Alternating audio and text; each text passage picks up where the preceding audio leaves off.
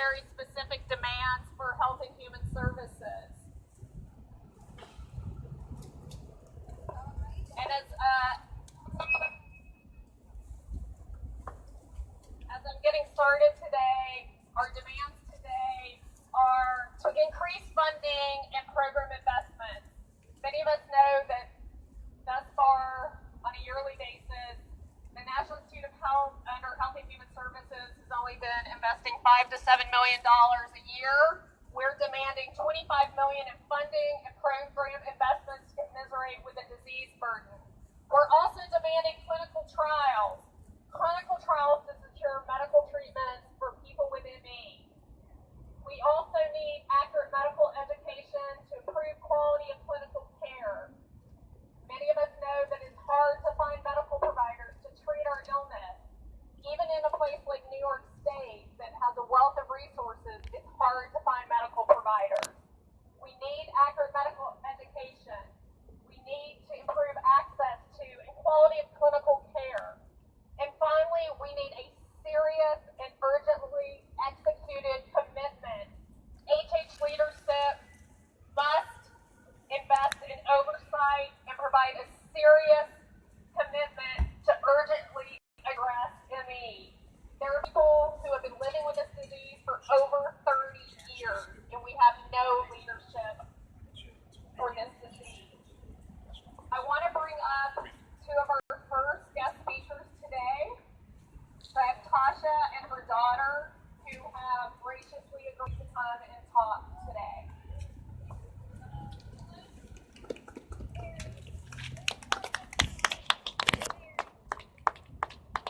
Okay, bye.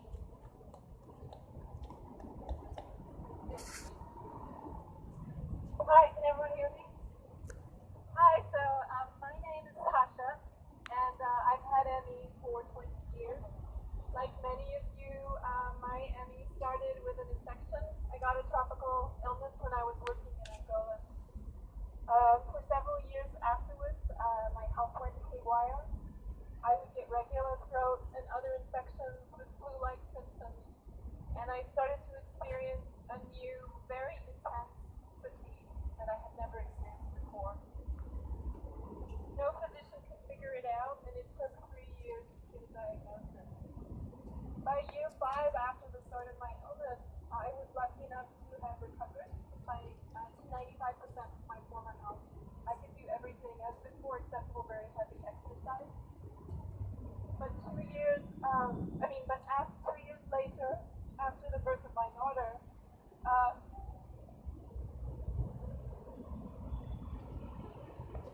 I became extremely sick.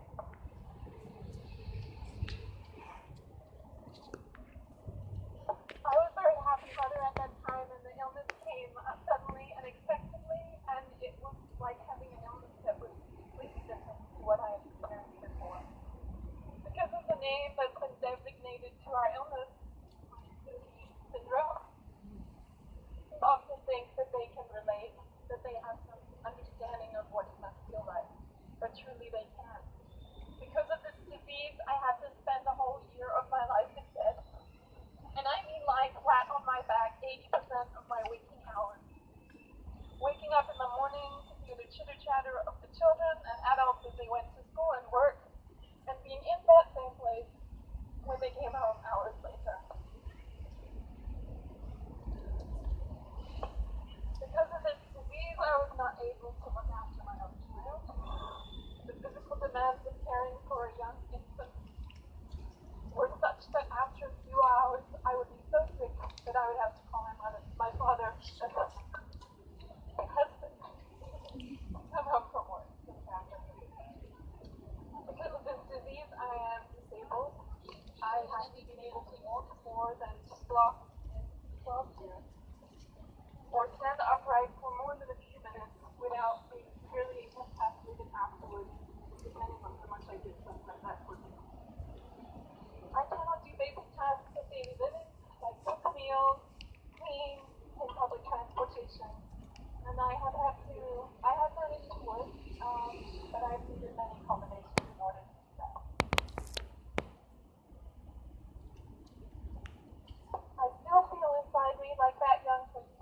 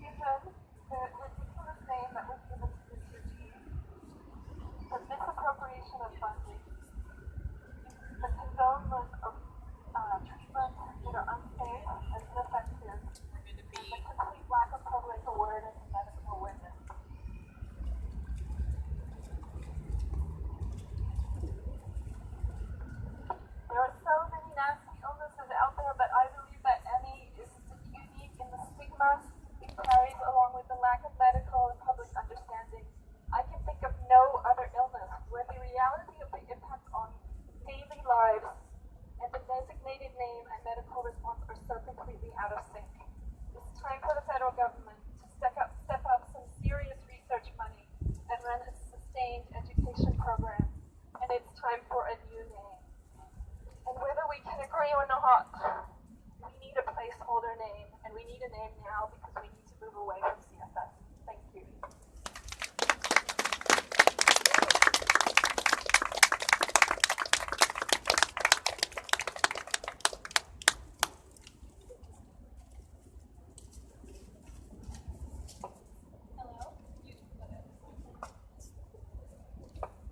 Hello, my name is Zara, and this is my mother. I have never been able to run with my mother, nor play soccer with her, or go bowling with her. I have lived the past 13 years of my life with a mother who cannot do many of the things that I can. She has had this illness for 7 more years than I have lived. She has struggled and fought and hoped for development, but little has come.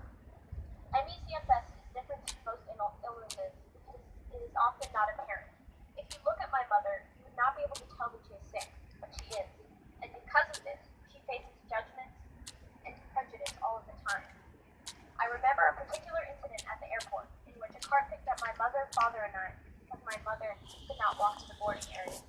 A woman next to my mother, who was fairly old and had a cast on her leg, started to get confused.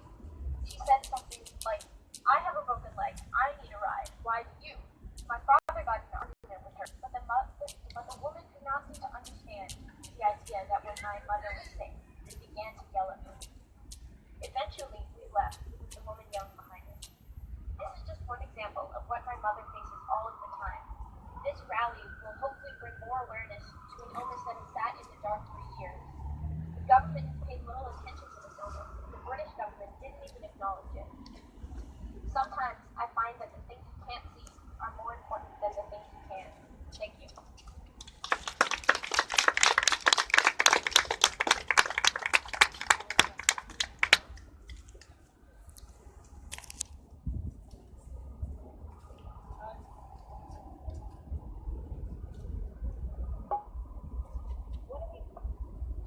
What do we want? Money for ME. When do we want it? Now. What do we want? Money Money for for ME. ME. When do we want it? Now. What do we want? Money for ME. When do we want it? Now. What do we want? Money for ME. When do we want it? Now. History will recall HHS did nothing at all. History will recall. History will recall. History will recall. Nothing at all. History will recall. Nothing at all. History will recall. Nothing at all. NIH and CDC, we won't wait. And me money. I don't know about that. ME action now. ME action now. ME action now. ME action now. ME action now. ME action now. ME action now. ME action now. ME action now. ME action now. ME action now.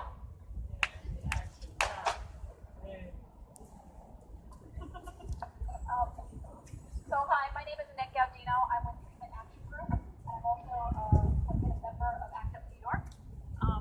Treatment Action Group is an organization that fights for vaccines, treatments, and cures for HIV, TB, and hepatitis C.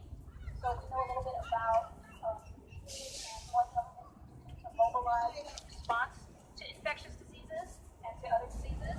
And the reason I'm here isn't just because I have a friend who has talking a lot about it. As you know, there's a lot of myths out there, and there's a lot of bad information about ME's CFS. But I'm also here because I feel like I've seen this movie before, right?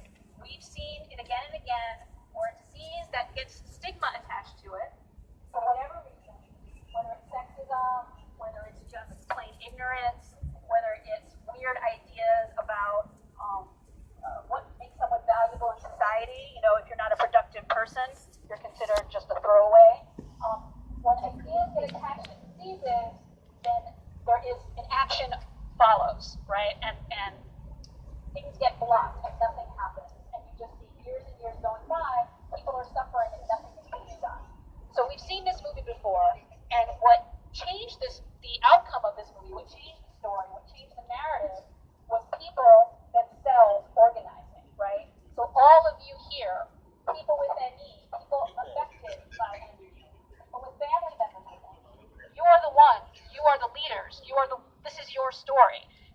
get to determine how that story gets told. You get to determine how that story ends. So you're taking huge steps, right? You're redefining what this disease means. You're putting a face to it and a story to it. And once people start to see people who have ME, then hopefully attitudes will start to change. But even before attitudes start to change, you can't wait for that. You have to demand, right? As the previous speaker said, you are members of the society. We're all members of the same community, the U.S. community. We all have rights under this government. This government has responsibilities to us and to you. And so by simply demanding what you deserve, simply demanding what the government should do, which is to fund research for debilitating, disabling diseases and diseases that are fatal, right? It's a very, very simple demand, and it's something that can be done. We know the money is there, right? In fact, we're not that far from the site of a lot of money in New York City, right? We're not that far from Wall Street. We know there's a lot of money on Wall Street. So we know how to fund these human needs. We know how to fund healthcare needs.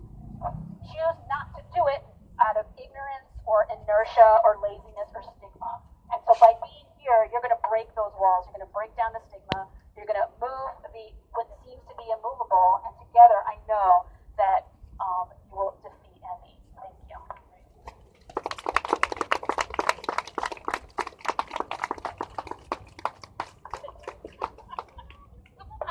All right, so I'm going to pull out an old school ACT UP chant to get us a little bit more riled up. So we often use this to yell out at our actions. So, you ready? Yeah. All right. So, what we're going to talk about now, and we're going to chant really loud because there's people who actually are still at work in the HHS building. So, we're going to do the chant that talks about what do we do when people with ME are under attack. Act up, fight back. Thank you. All right. So I'm actually going to now have Annette lead that because she remembers it.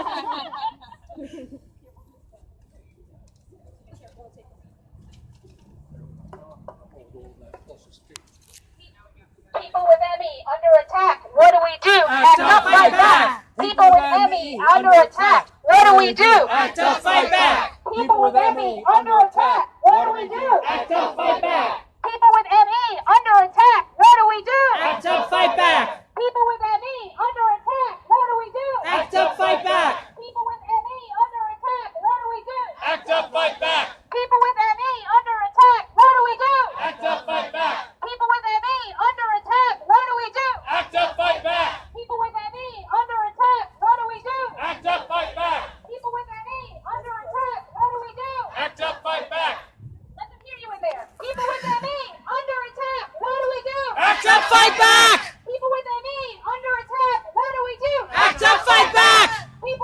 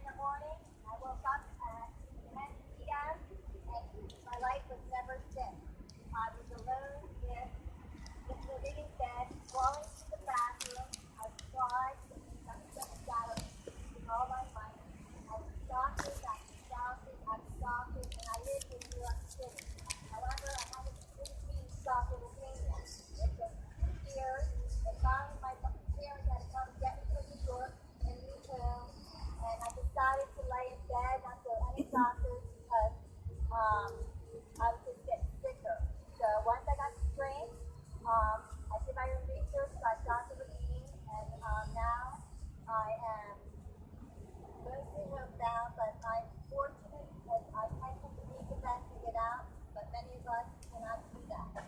Now the story goes to where I feel like they just need to get research faster because people have been suffering way too long, longer than me. And to me, that's medically unethical. And again, for the CDC, because everybody didn't know the PACE trial has was shown to not be true. CBT and GET are not good therapy. And the CDC has not taken it down from their website. That is harmful to patients. Yes. And that is medically unethical. If something, if a trial fails, it should be cool. Therefore, we should demand that all CDC medical education get pulled off until our experts and patients can have the time to review and make it right, so we will have better treatment than what we have now. And we also need to demand that NIH accelerate the research, not wait. They say they had it, and 1 year later, we're still waiting. And then clinical research studies in patients one by one. Well, we won't get results for years. And you know, we demand answers now. So let's all get together and keep on it and deserve what's right for us. Thank you.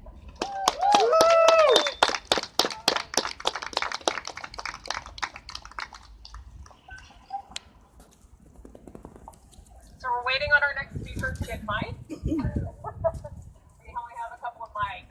So, any other chance that we can do? Huh? Yeah, so let's have Jim come up. Yeah. So Jim Eigo is with Active New York. He's an ally of ours.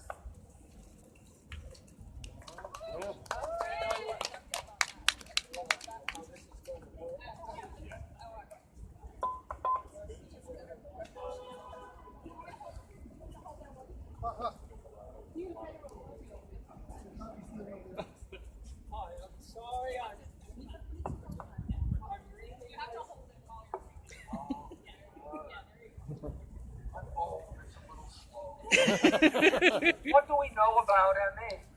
We know that ME has devastated the lives of more than 1 million U.S. residents who have been diagnosed with ME or remain beyond diagnosis. We know that ME forces them to curtail or abandon formerly productive lives, and that it puts an intolerable burden on them, their careers, their finances, and their loved ones as they struggle to come to terms with how ME has transformed their lives. But there is so much about ME that we don't know. There is no genuine medical definition for the condition. We don't know if ME has one causative agent or several contributing factors. We don't have agreed-to biomarkers for ME that would aid with diagnoses or finding out whether potential treatments are doing anything. And the few facts that have united entrenched medical establishment thinks it knows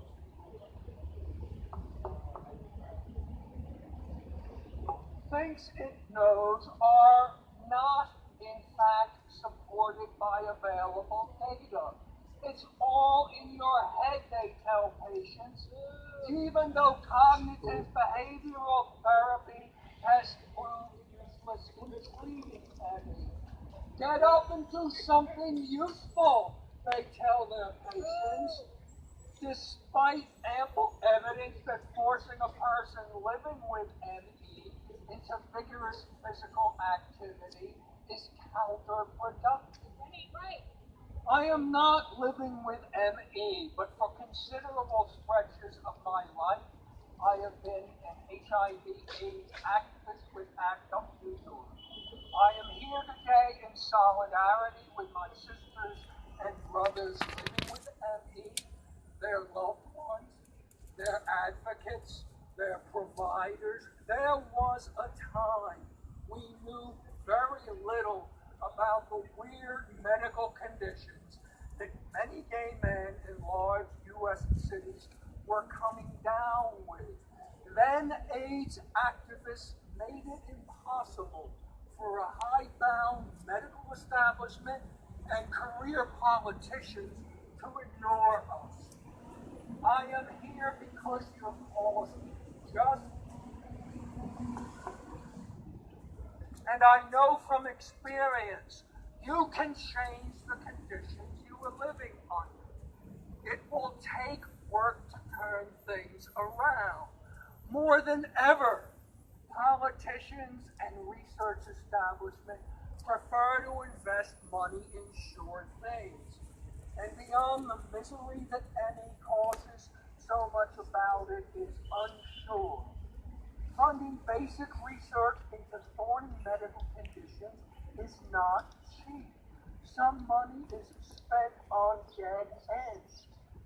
But I would remind the medical establishment that the field has always proceeded by way of failures that tell us something we need to know. And I would remind the body politic all lives matter.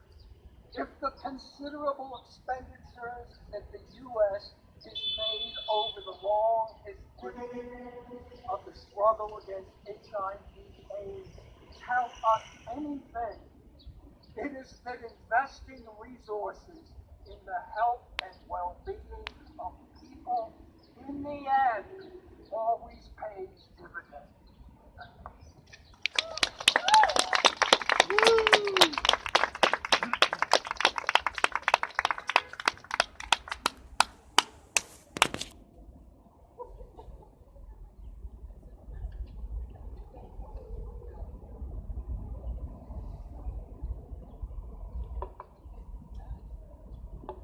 I'm Mady Hornig, and I'm honored to have been invited to speak with all of you gathered around me today, all of those who hope someday to again be well enough to fill these empty shoes, or all the millions who are missing, who join us virtually by live stream or in spirit through their families and friends. I'm especially honored to be one of the faces of this challenge on behalf of the far too many children whose lives, their very futures, have been put on hold by this disease. I'm just one small part of a growing global team of research scientists who are finally becoming enabled to begin to give this disease, myalgic encephalomyelitis, also known as chronic fatigue syndrome, the attention it has long been denied. Humbled by the gratitude you have sent our team at Columbia University's Mailman School of Public Health through literally thousands of phone calls, emails, and blog posts. Incredibly grateful for the early philanthropic leaders that fueled our research efforts at a juncture when funds were even more scarce than they are now. So, huge thanks to the Hutchins Family Foundation and its paradigm-changing chronic fatigue initiative. Thanks to the Cimarron Research Foundation. Thanks to the several incredibly generous anonymous donors who continue to help Columbia's innovative research program on the potential causes and treatments of this disease and to make it a reality. Special thanks to the patient-led microdiscovery project, whose members are tirelessly crowdfunding on behalf of our microbiome and big data project at the Center for Infection and Immunity at Columbia.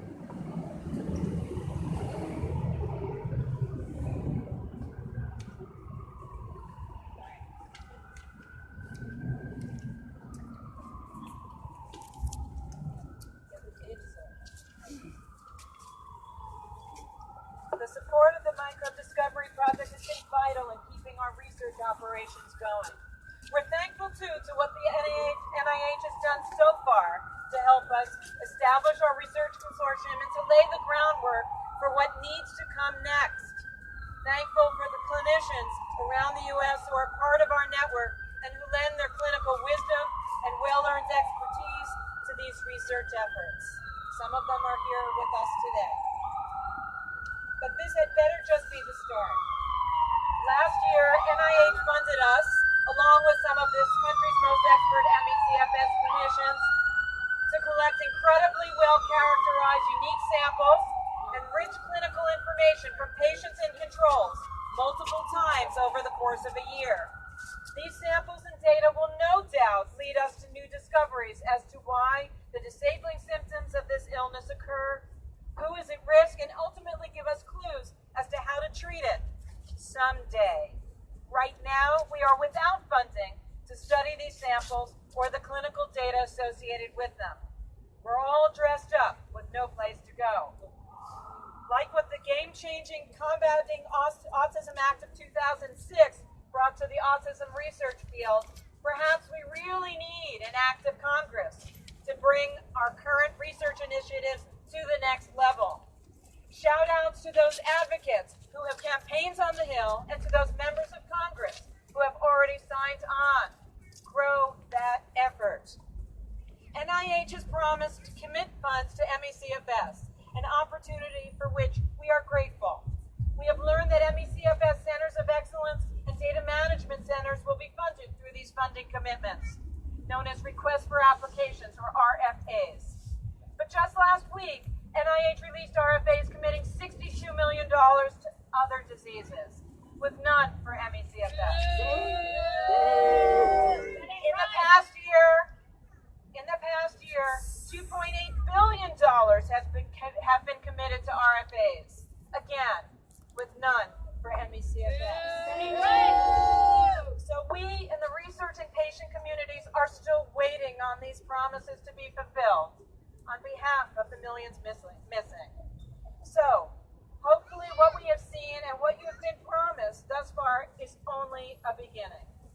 Funding initiatives must be expanded to spark the imagination of creative scientists from all manner of research areas, and to entice newly minted physicians and PhDs to dedicate their careers to this field.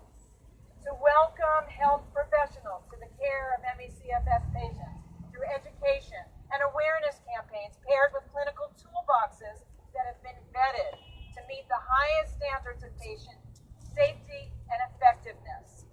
This is what it took to launch the now expansive HIV/AIDS research efforts and to begin to make clinical care for orphaned and stigmatized patient populations a reality. We know we need more. More awareness of the disease, less stigma. We must train existing and upcoming generations of health professionals to recognize the disease throughout the globe. While we all wait to uncover the answers that will inform treatments and, dare I say it, cures, we must know which remedial avenues are safe for patients now. We must identify and diagnose all cases of disease. When new patients are diagnosed, health professionals must have guidance on what to recommend. Best practices must be developed, honed, refined, and redefined. A big shout out on that to our Columbia colleagues, biostatistician Dr. Bruce Levine and microbiologist Dr. Vincent Racanello, for vigorously responding to the call from David Tuller and others around the world to reanalyze data from the PACE trial and to ensure that future research studies are designed and conducted with patient safety in mind and recorded with the utmost scientific integrity. Yes.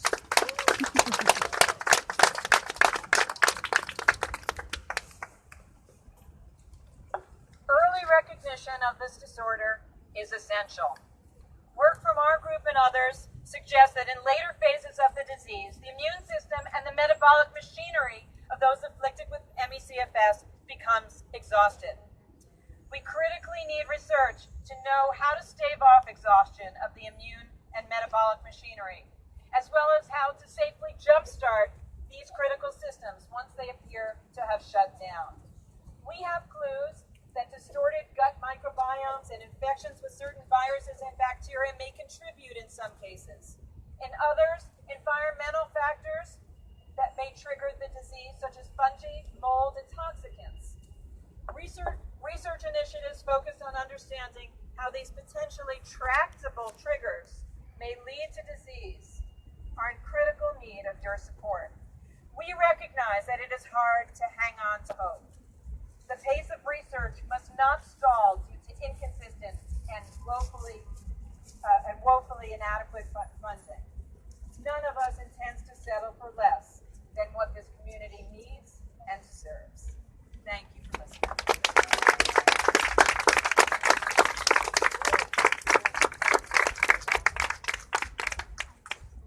Great. Before we bring up our next speaker, let's chant. Let's be angry one more time. I mean, I'm angry 365 days a year, so that's nothing new for me. But, as most of my friends who are peppered out here can be like, yes, this woman is angry. All right. So, what do we want? Money for ME. So we have to be coordinated. So, what do we want? Money from me. Right? Money? Money. Okay, so let's do, what do we want? Money for me. When do we want it? Now. What do we want? Money for me. When do we want it? Now. What do we want? Money for me. When do we want it? Now.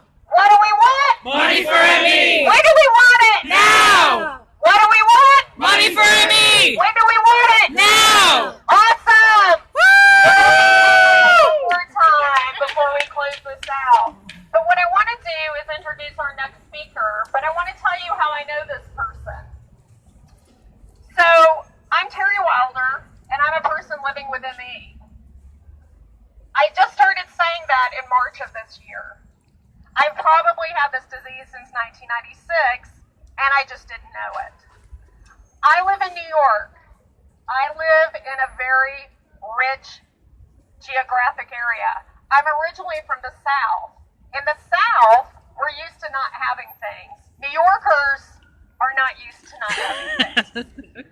So I felt like something was very, very wrong with me, and I started trying to figure it out. One of my friends met this woman who had this disease, and he said, maybe you should talk to her. So I reached out to her and I said, I think I have what you have. I'm not sure, but I think I do. Where can I go to get care? She gave me the names of 3 medical doctors in New York City. I called every single one of them. The first 2 did not take insurance. They took cash. That is insane. The last person took my insurance. I am so very grateful that that medical practice was here, that they take insurance, and that they were willing to take me as a new patient. So that practice is the practice of Dr. Susan Levine. So I'd like to introduce our next speaker.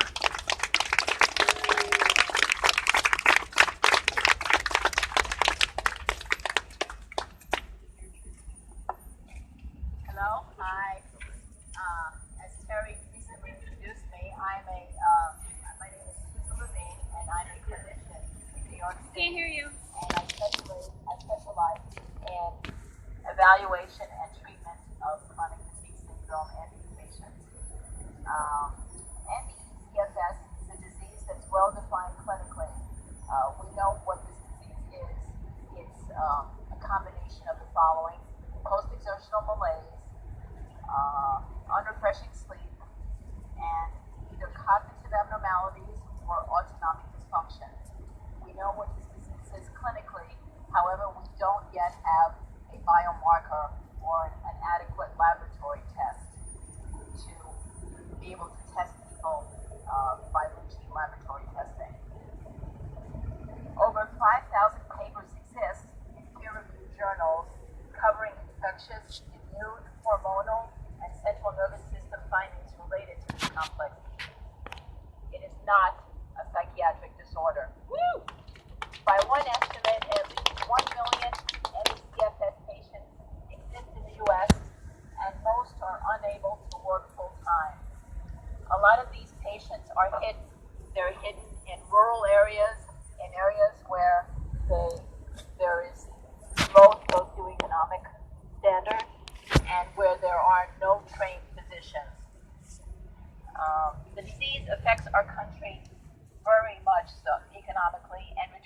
quality of life, not only for patients, but for their caregivers as well.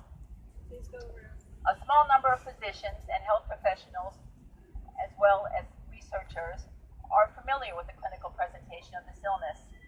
And we really need to find ways to disseminate information to students and to healthcare professionals, patients, and their families. Yesterday, I attended a task force on medical education in Atlanta, and what was meant to happen is we were going to interface with the Centers for Disease Control that presently has a toolkit that really does not meet the needs of most patients. So CDC recognized that and invited us, patients, clinicians, researchers, to partner with them to try to develop educational materials for patients with ME/CFS, primary care doctors, internists, and other specialists. This is a project that's very close to my heart because I see it every day in my practice. I see patients that come to me, like Terri, who wandered all over the place and who present their symptoms and their laboratory findings, and the doctor just has no clue.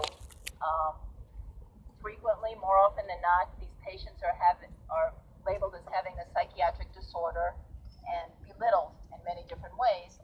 And of course, as time goes on, they are not given appropriate treatment. And as we've learned from some of our clinical studies, the sooner we intervene with whatever intervention, the more likely we are to make an impact. So my aim is really to try to disseminate information not only to existing caregivers, providers of all sorts, not only doctors, but physical therapists, nurse practitioners, nurses, and also to patients and their families, but also to develop fellowship and training programs to train our next generation of doctors who can treat ME/CFS patients and really learn how to recognize them and make an early intervention. Identification of biomarkers is within our reach, but we need further funding from both our government and from the private sector. As Dr. Hornig alluded to, we've had some generous funding from our private sector. The government really needs to step up and fund our disease. Thank you. Thank you, Dr. Levine.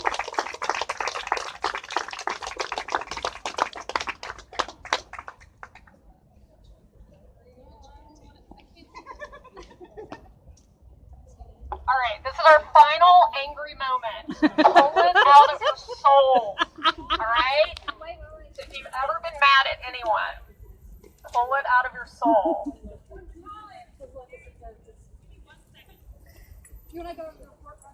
Oh, okay. We have to have a brief intermission. So I want to orient us to our report card. We all remember the panic as elementary school and junior high and high school when we got our report cards. Or at least I did. Maybe you guys were straight A's. So this is our HHS ME report card. Their subject, increased funding and program investment. What is their grade? F. Clinical trials. F. Accurate medical education. F. Serious, urgently executed commitment. F. They are going straight to detention. All right. Can I go now? Can I chant now? All right. So, again, I need some anger. I don't need to see any smiles on anybody's faces. Don't smile. Mean and angry. Because we're doing this for a documentary. So, fake it till you make it. All right? So, what is our chant going to be?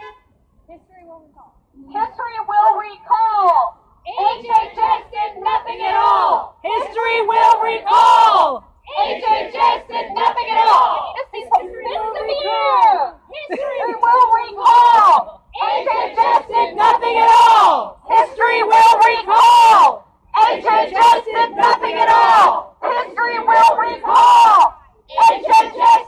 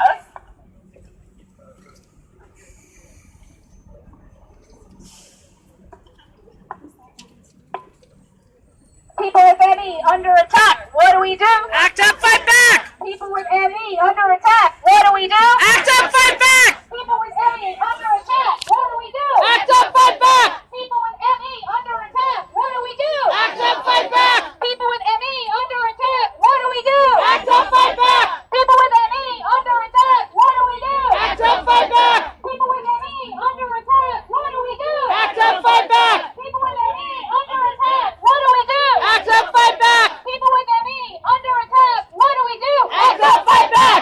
People with ME under attack. What do we do? Act up, fight back! People with ME under attack. What do we do? Act up, fight back!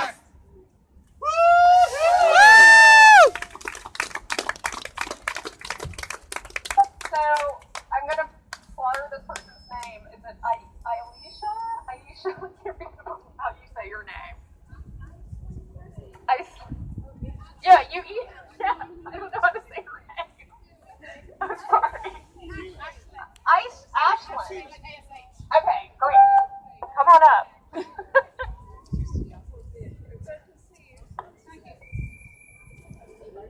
Act Up posted the video.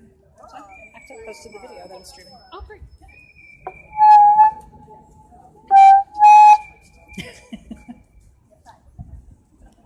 Hi.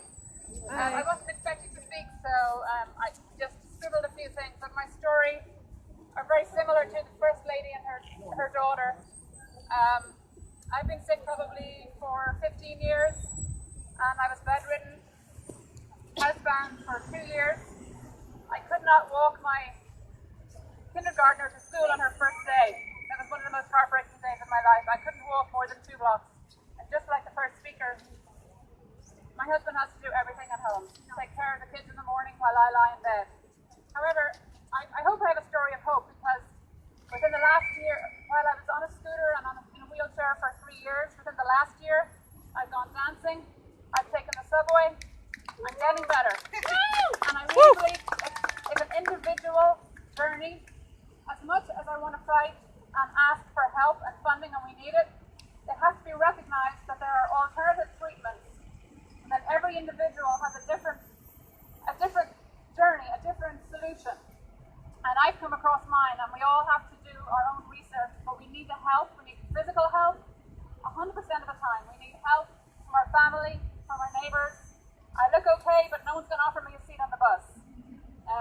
We need by synchronicity, I found an osteopath in the UK who has been healing people who were bedridden and paralyzed. He uses a lymphatic drainage technique to clear the toxins from your body. And once I started his treatment, I got worse. I could barely speak, but that was expected because the toxins were being released, and I was going through the detox. And then in the last 2 years, just gradually, I have just found it back. It's unbelievable. I set up a workshop, and there are 10 practitioners in New York trained in this technique. But the word is not out. Nobody knows about it, and I haven't had the energy, because any spare energy I have, I want to spend with my 2 children, who I didn't have time to play with, who I couldn't read to, who I couldn't go to my son's soccer games. Now I can, right? But next year I want to play tennis with him. Woo! And that's my goal. And I swear to God, I know I can do it. My goal was to go dancing for my 50th birthday in 2 years' time. I went dancing 6 months ago. I want to give you hope, but I do want to ask that whoever in the establishment, please consider all the alternative treatments that are out there. Look into them. Lymphatic drainage, herbs, essential oils. All these things have helped me. But it is a journey of detection. It's a journey that needs so much help. It's an individual thing, and I really hope I would love to help people themselves and look into these alternatives. The parent technique there's a website that you can go to and look at that, and I'm happy to talk to anyone about it. That's all I can say. I'm just too emotional about it. But I want to give you hope, and I'm not angry. I'm happy.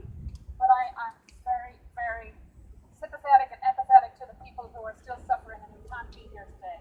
And I was that woman lying in bed for 2 years. And my kids missed out. And my son, when he was 7, he's 11 now, he wrote a speech to his class. And he said in his speech, and I didn't know this, he explained that he knew more about ME than most doctors. A 7-year-old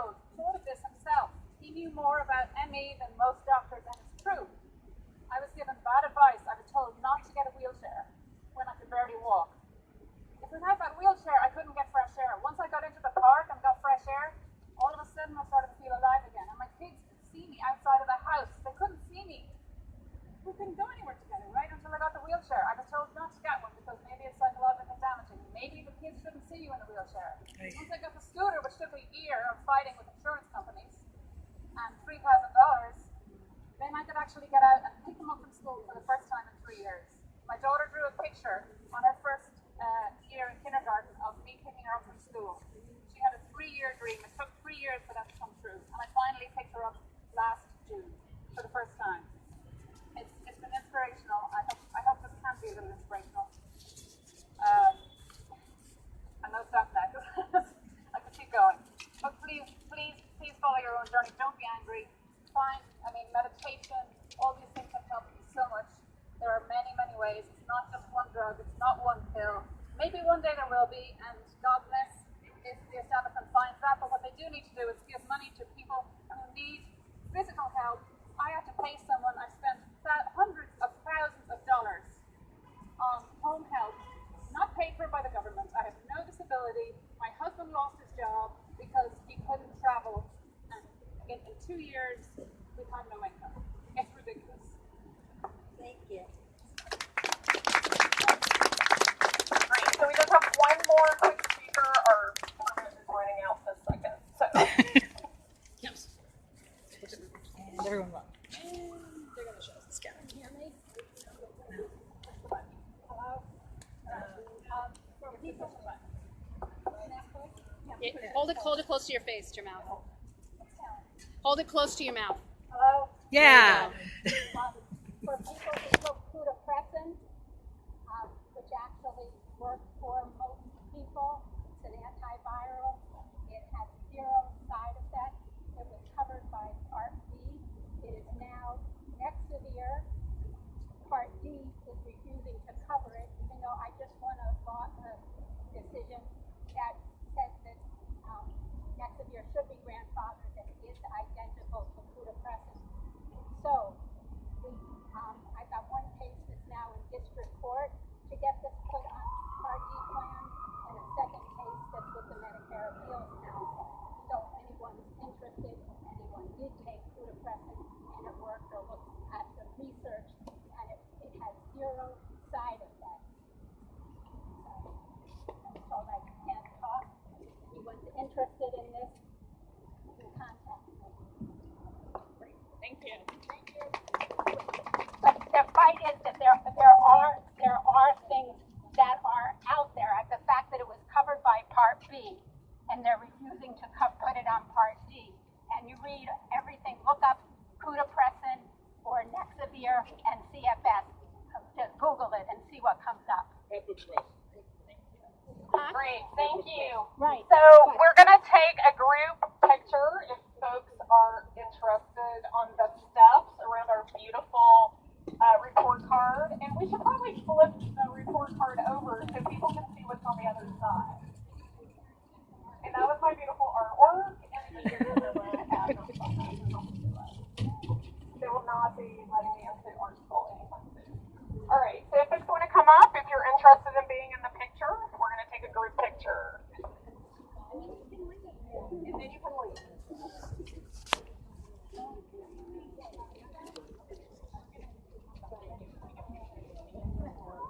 Hey, Ryan?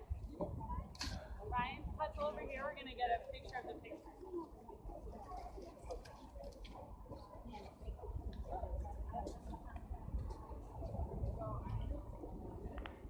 Just squeeze it as much as you can, guys.